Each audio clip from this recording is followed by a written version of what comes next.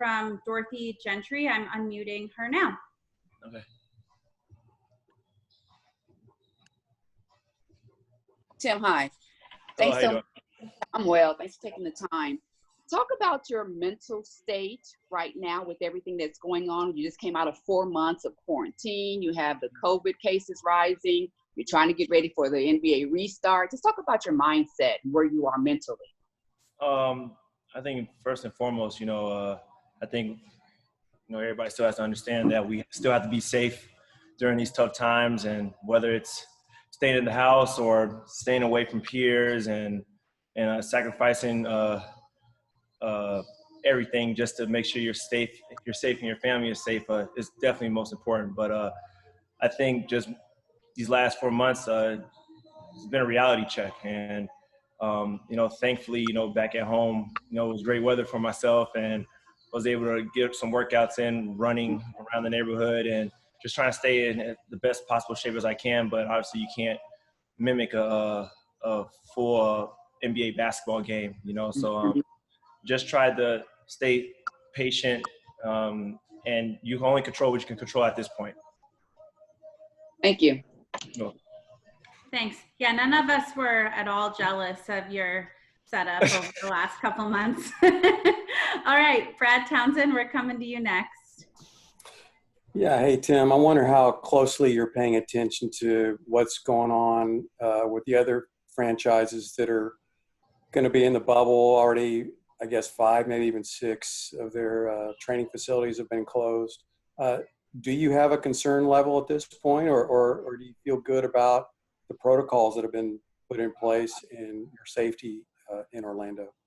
Yeah, I mean, I'm still, up in the air right now, but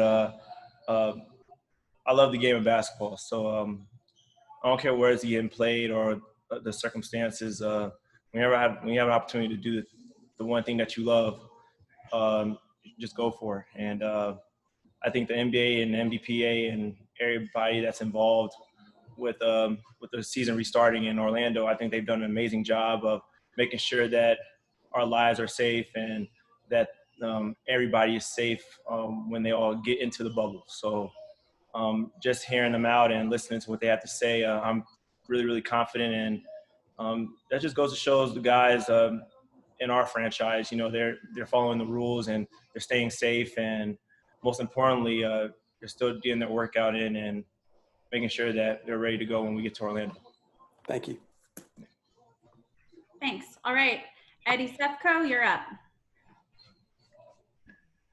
Tim, can you hear me okay? Oh, yeah. I'm just curious if you've seen this as a little bit of a breakout season for you, not so much because numbers have spiked or anything, but you're producing right like you have pretty much throughout your career, but you're doing it on a high quality playoff team. That seems to be kind of a big difference. Yeah, and I think that just I think it's just me reminiscing with my time when I was in Atlanta. Very similar situation with the star power that we had on the floor with Paul Millsap, Al Horford, Dwight Howard, Dennis Schroeder, Kyle Korver, all those guys. It's just me just trying to go out there and just play my role and do the best I can at it. And like I said, I'm just trying to do whatever I can to make the 2 guys on our team life as easy as possible out there on the floor, KP and Luka, KP, however you want to put it. But yeah, my time in other teams, I've had different head coaches for every season. And in Atlanta, I had a coach for more than one season there, and I had a coach here in Dallas for more than one season. So it just goes to show once I'm in a system and know my role and what I have to do, it makes my job and everybody else's job a lot easier. You feel like you've kind of cemented yourself as as they say, a number 3?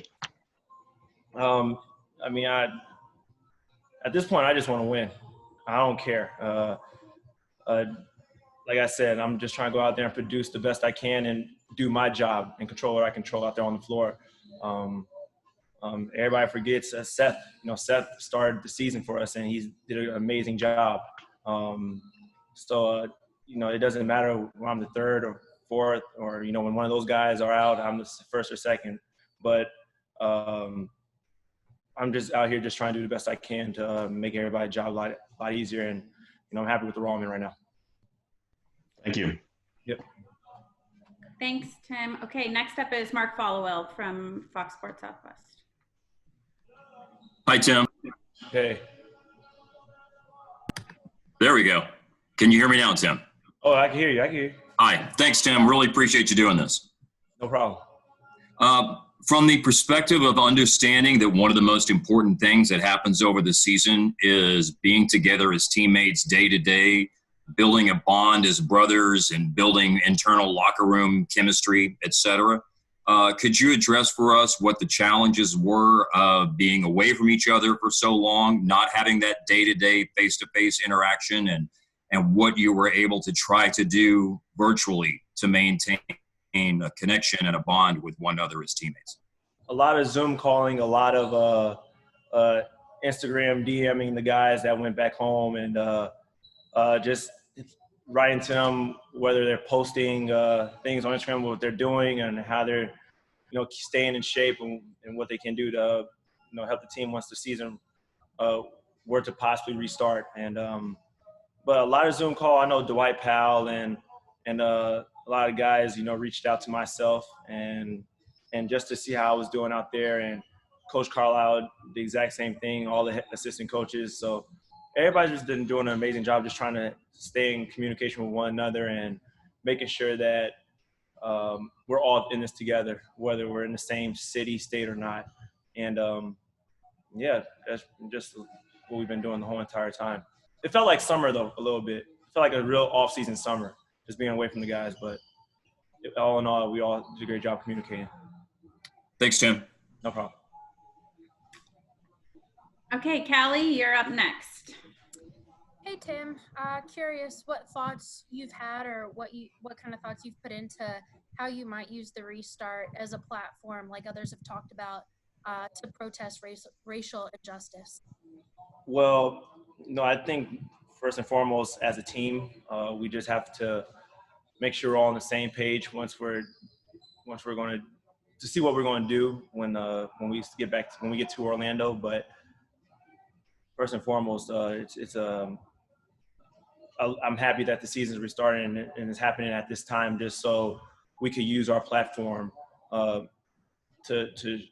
express ourselves. And that's what being an athlete and playing on one of the biggest stages is all about, expressing yourself.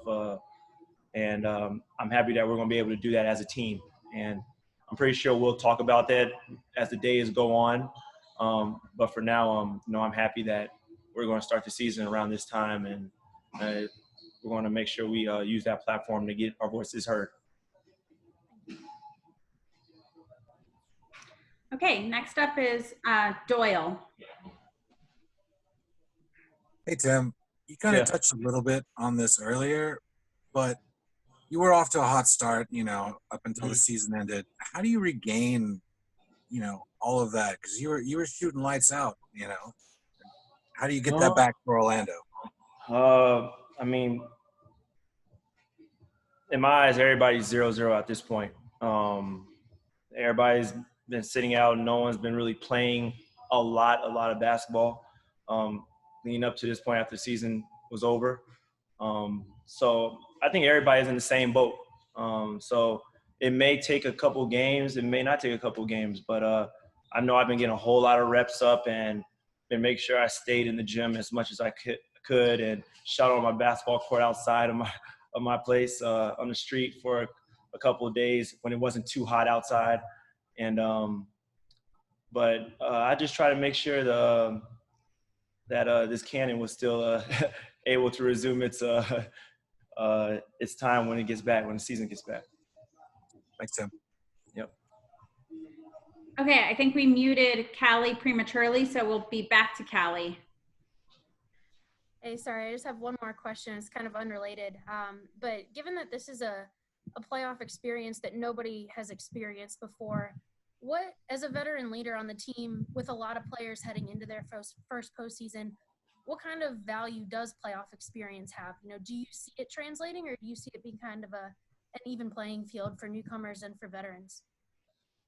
I see it as a little bit of both, but most importantly, I it's going to hurt not having fans there. So that's one of the reasons why the atmosphere won't be as electrifying, as in the past that like I've experienced when I was in Atlanta. But I know the intensity gets real high. Foul calls are not really called as much as they are in the regular season. Things get a little bit more chippier while you're playing. So as long as you keep a level head and go out there and play and enjoy the moment, then I feel like you'll succeed in that type of environment. But I mean, not having the fans, that plays a huge role when you're talking about home court advantage and playing on the road and such and such. So, but yeah, the fans play a huge role in those playoff atmosphere games. Thanks again. Yep.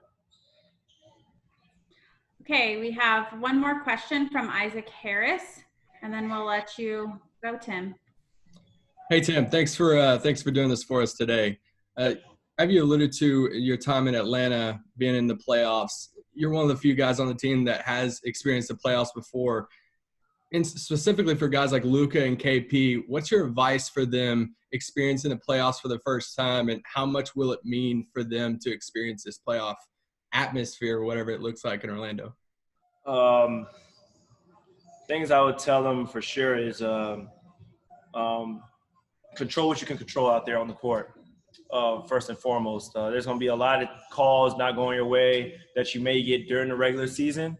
And there's some things you will get away with. But at the end of the day, you have to know what you have to do out there on the floor, and you can't lose focus. I know when I was in Atlanta, we just played our tails off and just tried to make sure that when we were out there, things will get chippy, things will, it'll be a lot more trash talking than normal. But at the end of the day, you just got to make sure that you're out there playing as hard as you can and out there enjoying it. And also, guys are going to key up on you. It's a 7-game series, so you probably get away with a couple of things, 1 or 2 games during the series. But that 3rd or 4th or the 5th game that you're trying to close out to get that 4th win is not going to come easy. So you just got to find ways and other opportunities to score and lock in and play. And then at the end of the day, defense is definitely going to win those good ball games. So we have to, as a team, do an amazing job on the defensive end.